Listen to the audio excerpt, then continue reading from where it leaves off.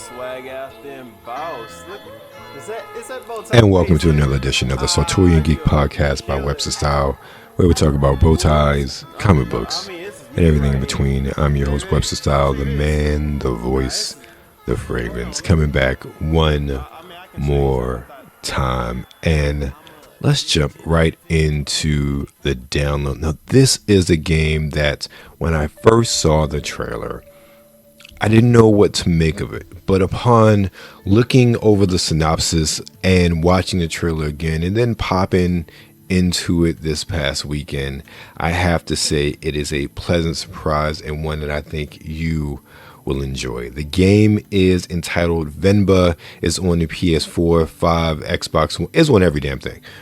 Okay, literally, it's on everything. Every major platform and PC, and more importantly, with regards to this case, it's on Game Pass. Now, it's an adventure game from Versailles Games. Femme is a short narrative cooking game where you play as an Indian mom who immigrates to Canada with her family in the 1980s. Players will cook various dishes and restore lost recipes, hold branching conversations, and explore in this story about family, love, loss, and more.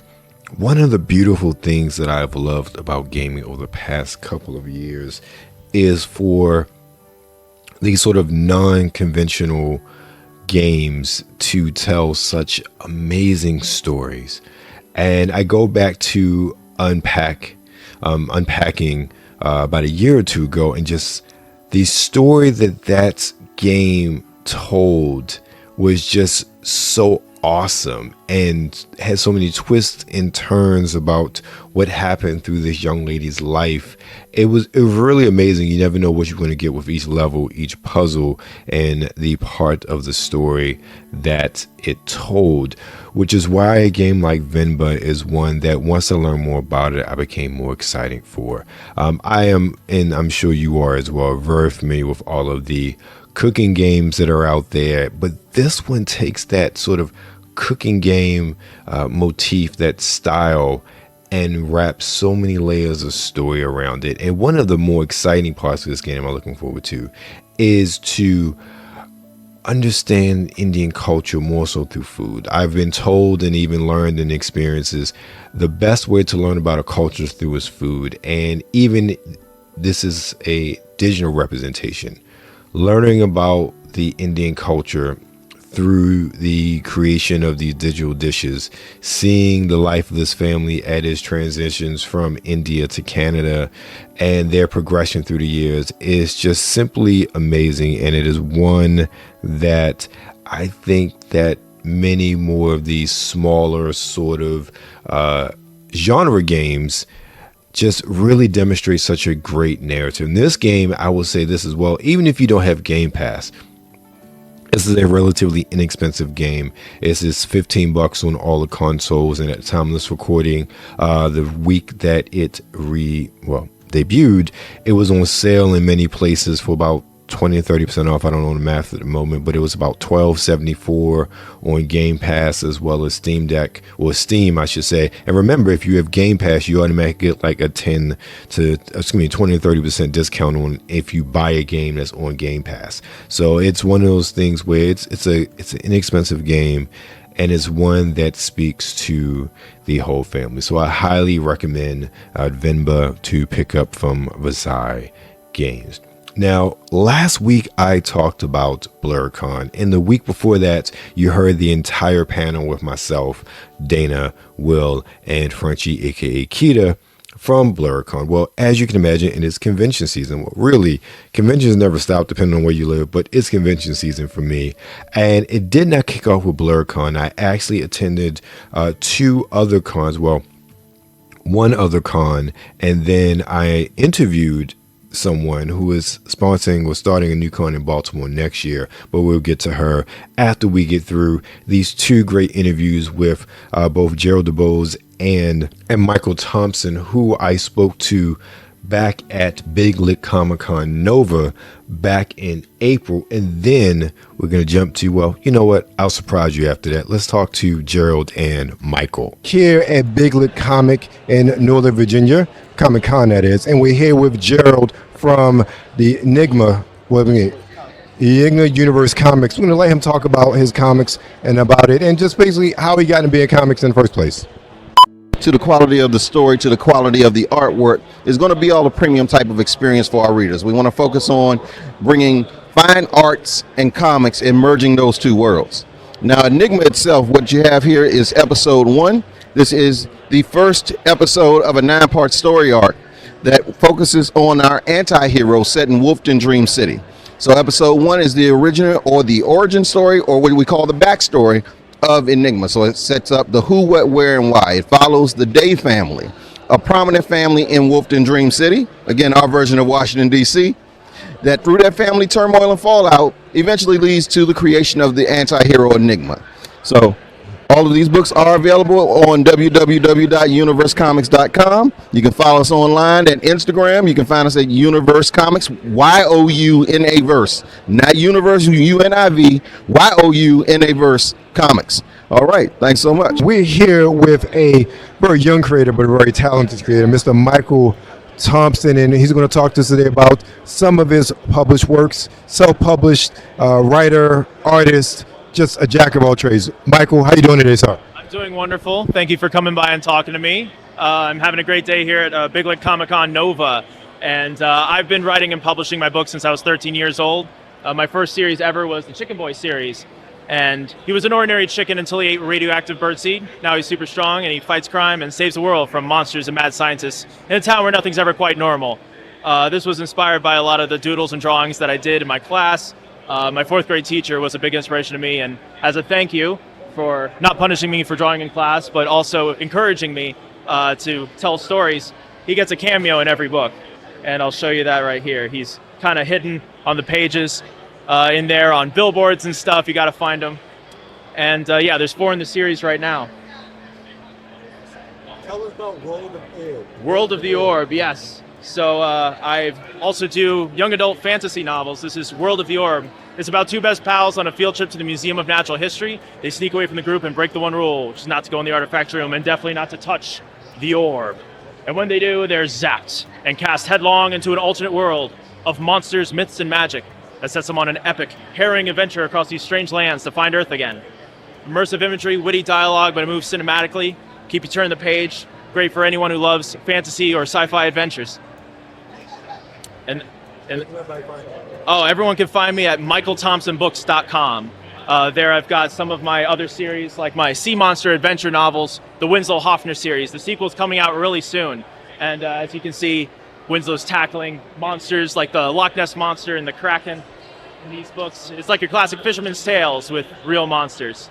I'd love to provide some great storytelling for anyone in the family, so check out michaelthompsonbooks.com and see if you can find your new favorite adventure. Thank you, Michael. Appreciate it. I hope you enjoyed those quick interviews with those fantastic creators from Big Lit Comic Con Nova. But as I said before, that's not the only con we've been to this year. We also attended a mini con of sorts in the DMV area at a local Barnes & Noble hosted by the Audacious, Black Femme LLC. Now, Brandy from the Audacious Black Femme, someone I met last year at BlurCon. We kept in contact, and she is behind a number of smaller events in the area, really focused on accessibility for not just the young, but the old as well. Well, I should say the young at heart as well. So we're going to jump to interviews with Rod Van Blake. I always screw his name up. I don't know why. It's such a cool name.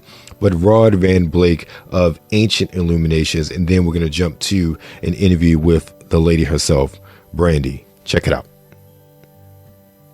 Mr. Rob Van Blake. I'm getting tongue-tied already today, of the Yambani Chronicles. And we're going to talk to him a little bit, just to ask him about where all of this came from, the inspiration, and what it's all about.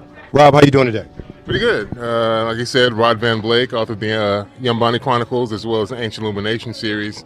The Yambani Chronicles is my fantasy series. I published that in 2021, And then we've also been in the process of taking my prose and illustrating them into comic books and graphic novels as well.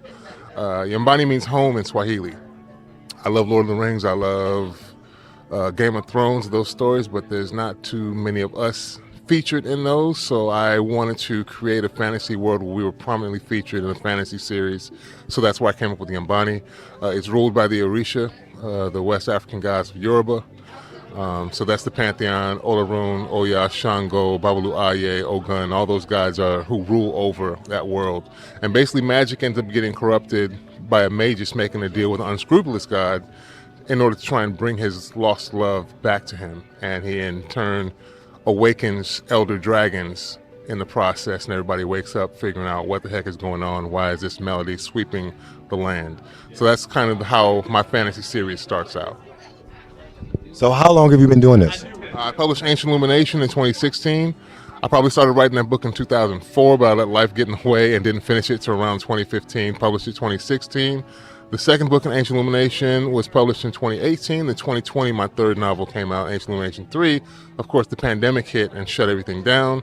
So then we did a Kickstarter for the graphic novel for that series, and we've got 2 volumes of that that were published in 2020 and 2021, respectively.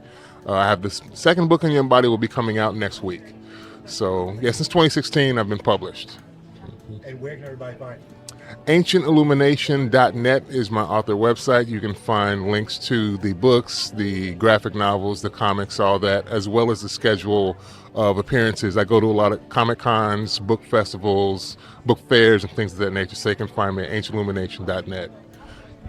All right, thank you much, Rob. I appreciate it. We're here at this mini con at Barnes & Noble in Alexandria, Virginia, with the mastermind behind our Brandy of the Audacious Black Femme LLC. Brandy, how you doing today? I'm doing fine. Thank you for having me. Well, thank you for having this. Now, is this your second or third mini con? This is my second mini con. Okay. So where did this come from? Where did this idea come from for the mini con? Oh, so it started during COVID, towards the end. I wanted to get into a situation where kids and youth can be at events that they can see different adults that look like them doing different creative activities or different things they do for a living, and feel as though that they can ultimately do it one day. One person could be a podcaster, somebody could be a comic book writer, somebody could be a Twitch gamer, and there are ways to do that for a living. I like how that sounds. Now, how did the partnership with Barnes & Noble come about? So it started, I can go a little bit further back. I always enjoyed going to different events with Borders in my youth, and that was the first thing I thought of when I thought, where should I hold my events? And so since Borders is not really around anymore, I started sending emails to multiple Barnes & Nobles in the area, as well as Walden Books. And Heather, actually, she's the manager here, got back to me and was just like, we love the idea. We love it. Let's sit down and talk about what that looks like. And we had an event last year with less people, obviously, but it had such a great feedback. And so now this year we were thinking, well, let's bring in more blurs, let's bring in more creative professionals. And now, as you can see, you can see from our Twitter and our Instagram and TikTok, more people come, more people are engaging. Okay, that's one thing that I've really liked being here. I'm really enjoying the smaller sort of con aspect, especially over the years. It's a better place really to talk and interact with creators, but also more so learn about their creations. And even with not a large spread, but small spread you have here, there are a lot of great creators. You really get to talk one-on-one and learn specifically about what they do. And even more so, to your point, it's even in a small variety, there's still a diverse number of creators. Also, just their creations are very diverse as well. Now, how did you go about contacting all the vendors and creators that you have here today? Thank you for asking. I used to be an avid con goer. I've been going to a lot of conventions. I finally sucked it up and made an Instagram. My first person that reached out to me, you may be familiar with, is Juaso Graphics. He's the one that gave me a little bit more direction and the right way to go with what I envisioned. From there, I get introduced to different vendors. I get introduced to different podcasters, different cosplayers, different creators, and from there, we all had a similar, vision and goal in mind, and we started talking about, where we want to go from whether or not we want to do conventions or our own events, and here we are. Now, I had a conversation with another convention planner the other day, which will be up probably by the time you see this will be up already. But one of the things we talked about as far as this area with the DMV, if you're a blurred, if you're a geek, you're eating good right now. There's something going on pretty much every single month when you really stop and look at it. How has that impacted maybe the structure of what you're doing here? It really hasn't. I see all these events going on. I take a lot of notes. People like Plus Ultra Entertainment. People like other people who have events and things like DJ Senpai. He goes to BlurCon and things like that. I take notes. I watch. Whatever they do that works, I either work with them or I try to do it, my own way, because, they have their own flair. I can never copy their flair. I'm not a front-running person, so my belief is that my team or my partners shine through, our goals and our message. All right, great. Now, tell us what's next for you. What events you have next, or where else we can be able to find you? Oh, thank you. So we're going to be planning more mini cons. These are, obviously events to promote blurred content creators. We will be going to several conventions this summer. We're looking into going to Otakon. Well, you can look at our page. We have a couple. I have a list. We're also looking at starting a festival next year, which is similar to what we do here, except we'll be on a bigger aspect. It will be on a bigger, outside, probably in the summertime, as well as, start doing more international things within the next 3 to 4 years. Okay, now, where can everybody find you so they can find this list? Thank you. I forgot that one. So you can find me on Instagram, Facebook, or TikTok at the Audacious Black Femme or at the Audacious Black Femme LLC. We'll be making a lot of content, and we enjoy having fun. Thank you, Brandy. Appreciate it. This has been really great. I'll see you guys next time. Bye. And those were takes from conventions that have actually happened, that actually exist. Let's talk to someone who is bringing something new to fruition in the form of ChromaCon, taking place next March in good old Baltimore, Maryland, my hometown. We talked to Miss Brittany Marriott Blount about the inspiration for ChromaCon and how it's going to be different from the rest. Let's take a listen. Here with cosplay extraordinaire Brittany Marriott Blount, aka Karenai Kiba. How you doing today, Brittany? I'm great. How are you today? I'm doing well. And I was saying before, like, I always get suggested for you as a friend, so clearly we run in the same circles and just have never met. Geekdom is a small world when we really think about it. It sure is, especially when it comes to mad geekdom, especially in this area. Yes. It's like, I know, hands down, just from what you just said, I was like, you probably know about 16 to 30 of my friends already. More than likely, yep, and vice versa. So Right. I wanted to talk to you, outside of just being a cosplay extraordinaire, there are, I would say, geeks are eating really good nowadays, and just with the sheer amount of content, but also the convention circuit is just exploded. And I just think, AwesomeCon in the DC area this is the 10th anniversary of AwesomeCon. I went to the first couple, and I remember we were just in that little room in the convention center. Now it's literally the whole convention center. And I think that really speaks to how, especially the past 10 years, everything has exploded. And again, we are in the DMV. So there's always something going on. There's always a con really throughout the year. It starts in January. What with KatsuCon? Is it KatsuCon? No, Oh yeah, KatsuCon and yeah. MagFest. Mm-hmm. And then it just goes pretty much up until I really say Baltimore Comic Con. Mm-hmm. No, because StellaCon is in Bel Air, and that's in That's October. right, and 'Cause- that's in, yeah, October, November. There's Fright right, Read around right, Halloween as well. So honestly, we yeah, really get like a good break around Christmas, and even then, I think there's like a huge Christmas festival at the harbor. So we right. really don't.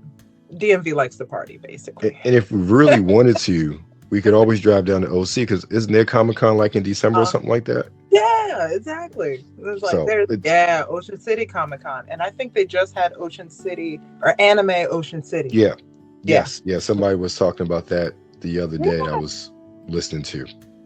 So I bring up cons because Brittany is the chair of a brand new con coming to Charm City. For those that are old enough, the city that reads. I'm Yeah. from Baltimore originally, so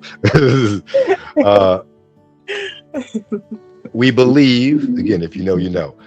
But it is ChromaCon, which is going to be held March 1st through the 3rd in 2024. So we got a little bit of time at the Hilton Baltimore Inner Harbor. And if you've been to Baltimore Comic Con, you know exactly where that is. It's just down the street. So, Brittany, I want to ask you, why another con? What gave you the idea for this convention? Well, there is it's really funny because the entire team actually comes from like kind of living the con life, whether like some of us do staff, some of us do artist alleys full time, some of us perform or give panels at conventions, and we all travel a lot. And it's like, but one thing that we didn't that that we kind of saw is just like there's a lot of nerdy things that were flourishing in Baltimore that unfortunately has left. While we still love Otakon, some of us still staff Otakon, they left and now they're in DC. We used to really frequent the comic book museum that was down here. There's plenty of like video game places that were here. There's the pinball museum, so many wonderful nerdy stuff that was here. And they are either they've gone out of business or they moved to DC. And it's like there is a huge hole left behind. There's so many awesome people that are still here that have to make the travel to DC if they can to get to these cool shows. So we're like, why not just do one here? So we tried to make sure that we found like that one pocket that there weren't any shows happening in the general area, which is why we chose early March. And we decided to go ahead and let's make sure that this is just as quirky as Baltimore is. So we're focusing on the artists, the creatives, local talents from here in the area, as well as some other ones as well. And just really kind of have an ode to creativity here in Baltimore City. I love that. Again, I'm born and raised in Baltimore, even though I don't live there anymore. So I understand exactly what you're saying, what you're talking. There's so many sort of geeky things that were there that have either closed down or moved. And it's funny, I'm thinking, I just rode up downtown. I think a CIAA was going on. I went up for an event. And I am a little bit further south of DC now, but I'd rather drive to Baltimore than drive into DC for an event at times, or even catch the metro, depending on the day. Because traffic is still DMV traffic. That's fair. However, downtown Baltimore is so easy to get in and get out of. And I will say this, even on game days, they don't try to gouge you in parking. Right. I went to, and just for an example, I went to the O's Nats game a couple weeks ago.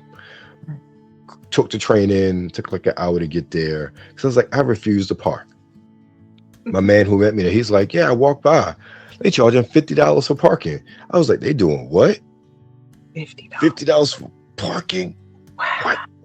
Right, exactly. That would never happen in the O's game. They would never charge you $50 for parking in the O's game.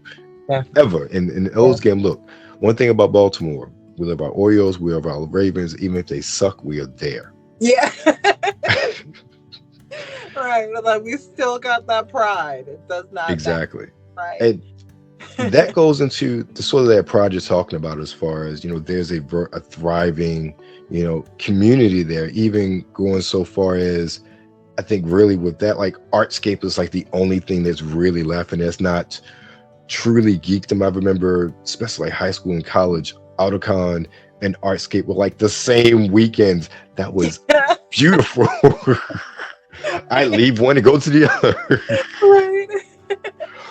So I understand that on a lot of avenues, and I know there was a couple of, like, one con that tried and they famously failed a couple years back. Yeah. I forget what, Universal Con, whatever. So really the only thing that's left there is Baltimore Comic Con, and I totally get it. Like, there isn't any other avenue for that inclusiveness, but also I see that you got a lot of some voice actors, not say anime focused, but a lot more anime than say a Baltimore Comic Con, which is, I love it to death, is just really comics, and I'm happy about that.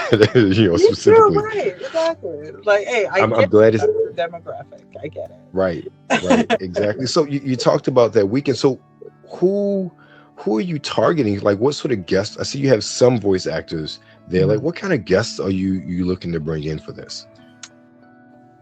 That's a difficult one, because we don't really we don't look too much at engagement or follower counts. Well, we look more at engagement than we do when it comes to follower counts, when it comes to like researching and like seeing these certain folks that we would like to invite. But the main focus is just to make sure it's like, okay, we want to make sure we hit as many different things as possible, so there's something and someone for everyone. So we have some that voice for our video games. We have some that voice for anime. There's some that's a little older, some that's a little younger, as well as some other guests that I can't really talk about yet. And of course, but we also want to go and focus on, that's why we also have Jessica Cage is a novelist. So if you're more of an avid reader than anything like that. But one thing that we do like to see is that we like to see that you recognize and you cater to everyone. And that's who we want as well. So as well as the fact that you're very open to, like being able to like hang out with people, talk to people, talk with your fans, actually, you're not going crazy on Twitter or anything like that. But it's still like one of those where you're active in the community as well.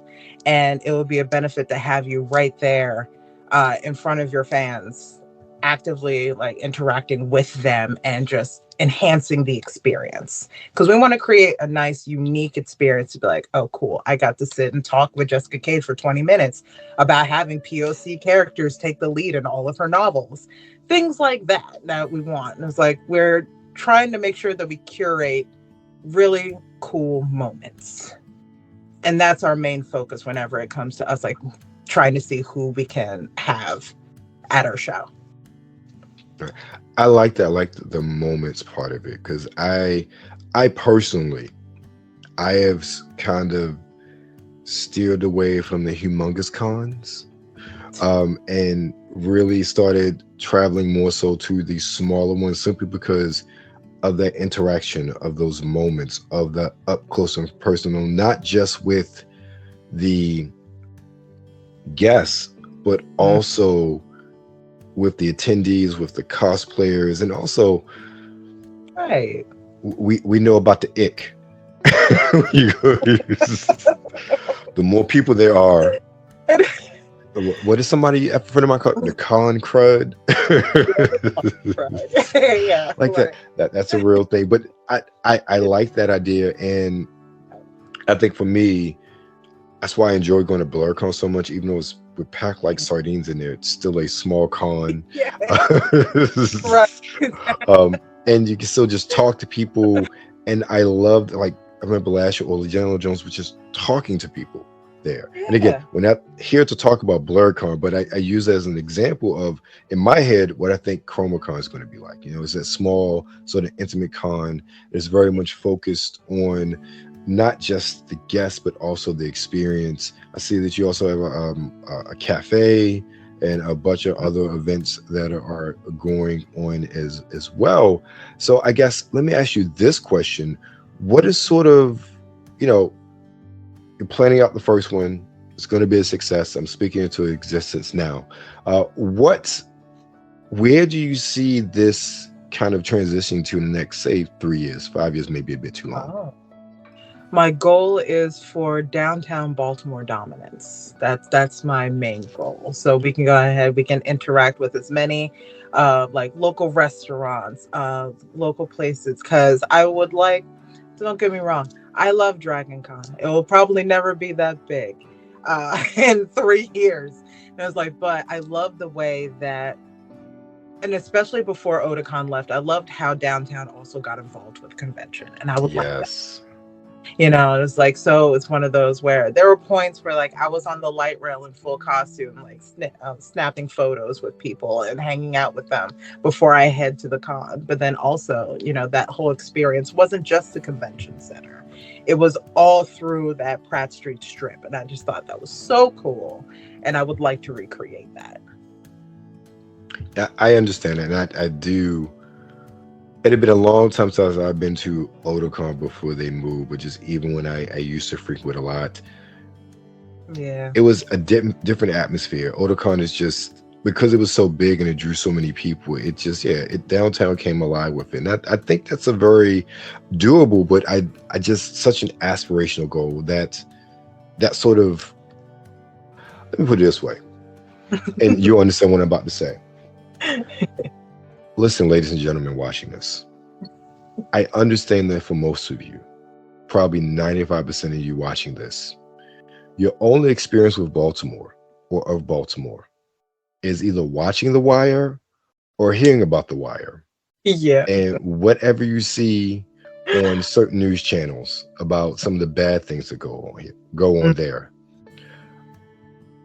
It's not all like that. And I will say the Wire, there's factuality in that about how some things operated. And I saw firsthand growing up.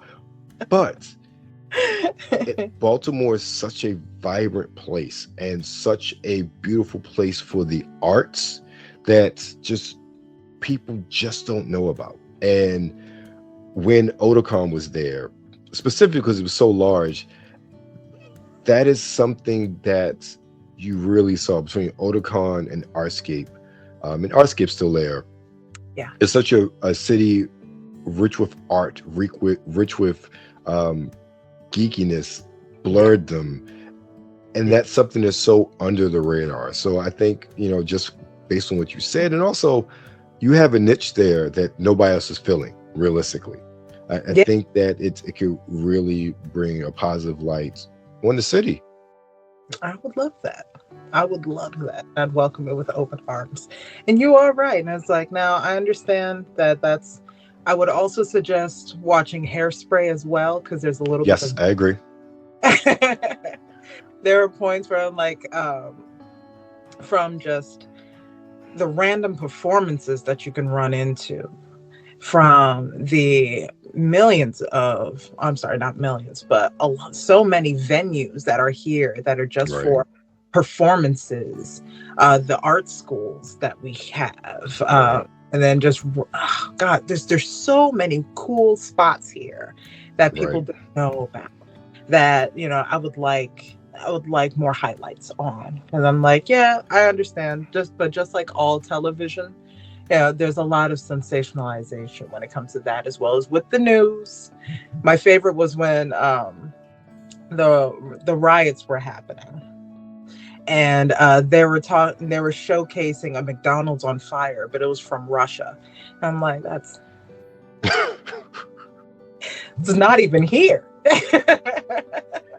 It's not even here. And I was living in the quote unquote like worst spot in the city. It was quiet as heck. So I just don't, there's so many, when I was like, there's so many occurrences that, you know, it's like as soon as you grab onto something negative, they just take it and run with it. Right. We're going to change that. We want to change that, and we are going to change it. I like that sound. Now, you mentioned Hairspray. So, which Hairspray movie we talking about here?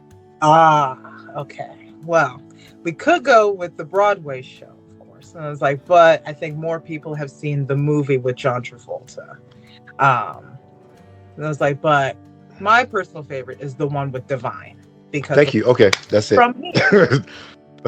You got to go John Waters original. Divine, Exactly. Ricky Right. Lake. Yeah, Like, you got to. right. I'm like, I live downtown. I like my everyday is Baltimore. I'm walking distance from the venue.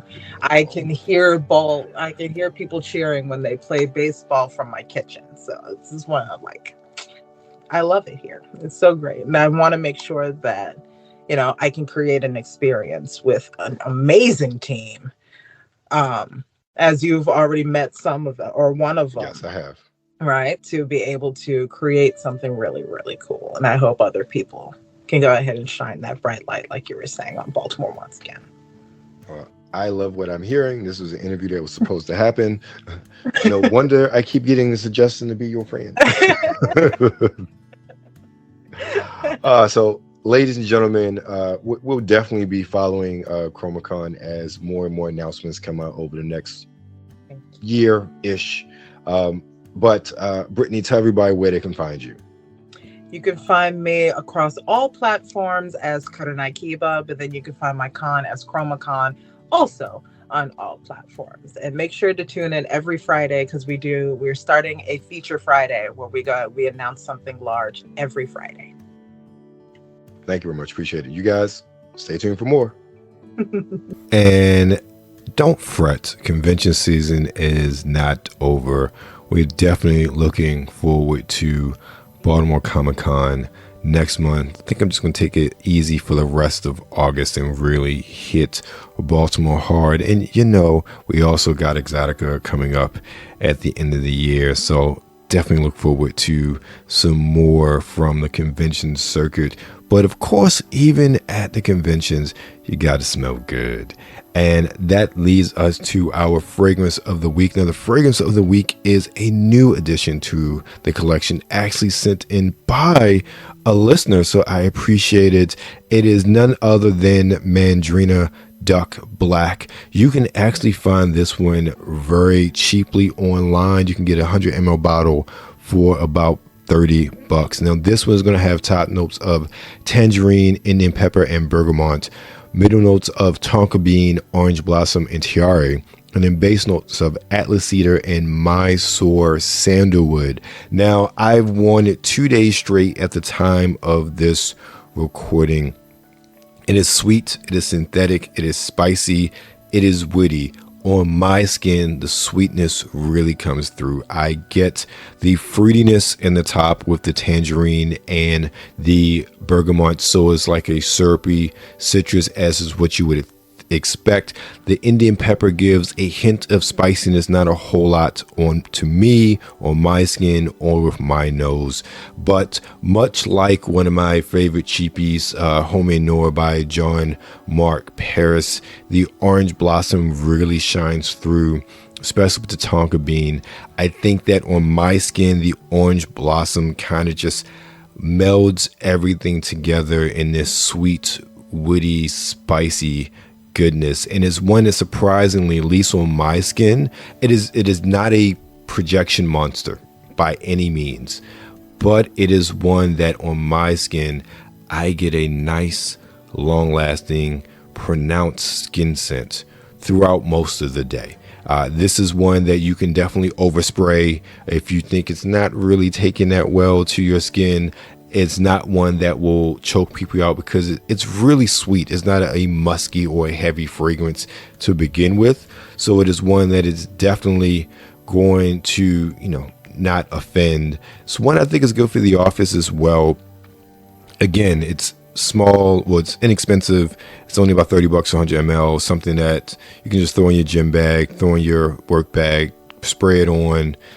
Works really well. It's a really serviceable fragrance. I am very much enjoying it, and I'm looking forward to seeing how it really takes with the heat even more so. I will say this though, this is not a bad late summer, early fall fragrance or even early spring fragrance. I'm not sure how it'll really do with the heat and humidity, but the heat has calmed down here over the past few days, so it has really worked nicely with the coolness of these sort of late summer days. So that is my take on Mandarina Dark Black or Pure Black. So how can you support us? Now, I don't know if you've been watching YouTube, but we have gone through 2 Basil and Sage boxes, one for July and one for June, and then more of an in-depth review on some of the products I really love. So you can get your own subscription box for a certain percentage. I believe it's 10% off your first box by using the code Sartorial and Geek 10 or Webster Tile Can. Either one will work. I've enjoyed the products. They are well worth the $50 that a regular subscription costs. You get so much more than that. In the last box in July, there was a Snoop Dogg cookbook. That book by itself retailed for $25. The deodorant that was inside of it was another $13. Then the playing cards were $11, and that's not even including the candle or the bead. So there was a whole lot more than $50 retail price in that box, and you'll find deals like that in every box. So I suggest go check out Basil and Sage at basilandsage.com. Let them know that Webster Style sent you. Use your code Sartorial and Geek 10 or Webster Style 10 at checkout for a discount on your first box. Also, you can become a producer. Now, I will say I'm been a bit lax on Patreon, but you can subscribe to Patreon to get the websites or the podcast early. Also, there's exclusive content that's there, some uncut stuff from Exotica 2022 that is not YouTube friendly, that's there, as well as some off-topic podcasts that tackle some topics that we don't normally talk about here on the Sartorial and Geek podcast. So all that is there. You can become a patron for the $1, $3, or $5 tiers. Again, not that expensive, but I promise you I'll make it well worth your money. Also, Pete and Pedro, I love their fragrances. Again, I am not the biggest fan of using a lot of hair products, so I can't tell you about their hair products, but their fragrances are really top notch. And for what you get for $50 for a 50 ml bottle is just absolutely amazing. I re-wore Villain the other day and it was blazing hot outside, and it's not a fragrance that I would think to wear in the summertime. But I absolutely loved how the smokiness and that tobacco just really works so well with that blistering heat. It just irradiated off of my body because it was just so hot outside. It was beautiful.